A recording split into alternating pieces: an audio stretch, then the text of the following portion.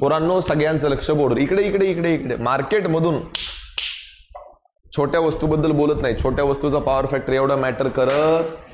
तसं बघायला गेलं तर पॉवर सिस्टीम लॅग फेजला खूप कंटाळलंय.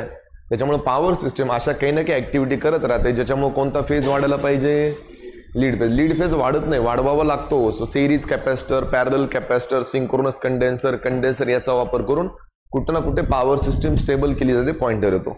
मार्केटमधून कुठली वस्तू आणत असताना ज्याला पॉवर जास्त लागते त्याचा एक गोष्ट आपण नक्कीच चेक करता, त्याला काय म्हणता, पॉवर फॅक्टर मोजण्यासाठी वेगवेगळ्या मेथड आहे. तुम्ही म्हणले मग गुट्टे सर पॉवर फॅक्टर मोजायचा कसा, तुम्ही म्हणले पॉवर फॅक्टर मोजायला दुसरं काही ऑप्शन आहे का? हो, मी असं थोडंच म्हणत आहे की मार्केटमध्ये जाऊन 2-3 हजाराचं इन्स्ट्रुमेंट आणा, पॉवर फॅक्टर मोजायचं. सगळ्यात बेसिक रूल, पीचा फॉर्म्युला काय असतो, VI की VI cos phi.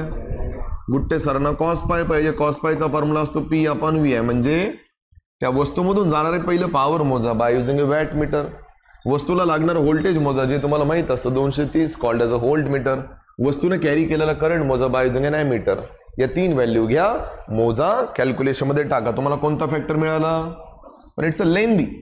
Y it is a lengthy? Because we have to use how many measuring instrument. 3 measuring instrument घ्या ते घ्या, मोजा ते मोजा, टाका ते टाका. It's very lengthy process. पोरं म्हणले अजून एखादी ऑप्शन आहे का? हो, कॉस पायचा अजून एक फॉर्म्युला R/R/Z. त्या वस्तूचा काय मोजायचा, रेजिस्टन्स काय मोजायचा, मग पुट करायचं, मग मिळेल कॉस पाय. ही पण लेंदी मेथड आहे. मग असं काही जुगाड करता येईल का ज्याच्यामध्ये तुम्ही डायरेक्ट पॉवर फॅक्टर मोजू शकता? हो, करू शकता. त्याला काय म्हणता आपण, डिजिटल पॉवर फॅक्टर मीटर. मी अॅनालॉग बद्दल बोलत नाही. डिजिटल पॉवर फॅक्टरची वर्किंग एकदम सोप्या आहे, सगळ्यांनी बोर्डवर लक्ष द्यायचंय. मी ब्लॉक डायग्राम सांगत आहे सगळ्यांना. सगळ्यात पहिलं किती प्रोब्स आहेत बाळांनो? गुट्टे सर म्हणतं की समजा मला या आयपॅडचा पॉवर फॅक्टर मोजायचा. हे आयपॅड घ्यायचा, याचे कुठले 2 प्रोब्स इकडे कनेक्ट करायचे. दिसले का सर्वांना? आता 2 प्रोब कनेक्ट केले, करंट जाईल ना मधून. कारण इकडे काय लावलं आपण, अरे आपल्या ब्रांच मधलं एक पण मेजरिंग इन्स्ट्रुमेंट विदाउट करंट काम करत, एक्सेप्ट 1 कंपास. हुका यंत्र दिशा मोजतो ना, त्याला बॅटरीची गरज पडते का? बाकी सगळे इन्स्ट्रुमेंट खायला काय मागतात, काय मागतात, व्होल्टेज नसेल तरी. मग करंट असतो मला व्होल्टेज नसेल असं कधी होईल का? मेन कॉम्पोनंट कोण आहे?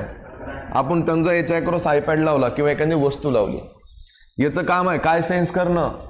हा करंट सेन्स करायचं म्हणतो, करू द्या. याने करंटची व्हॅल्यू समजा की ना काही मोजली. हा करंटची व्हॅल्यू नंबर मध्ये मोजत नाही बरं, सिग्नल्स मध्ये मोजतो. ॲम्प्लिट्यूड करतो का, ॲम्प्लिट्यूड, हो का नाही? याने कशाची व्हॅल्यू मोजली? हे दोन्ही याचं सिग्नल किंवा याची वेव्ह कोणाला चालली, ZCD. What is by ZCD? Zero crossing डिट. आता हे काय असतं ऐकून घ्या जरा. ZCD काय करतं, वेव्हफॉर्मला ब्रेक करतं. हे आपली सायनोसॉइडल वेव्हफॉर्म ब्रेक झाली, देन झाली ब्रेक, देन झाली ब्रेक. हा वेव्हफॉर्मला कट करतं आणि जेवढ्यांदा कट करतं तेवढे इम्पल्स पुढे पाठवतो. किती एम्पियरचा करंट आहे, किती एम्पियरचा? मला ॲम्प्लिट्यूड तर 5 राहिलंच ना, हो का नाही?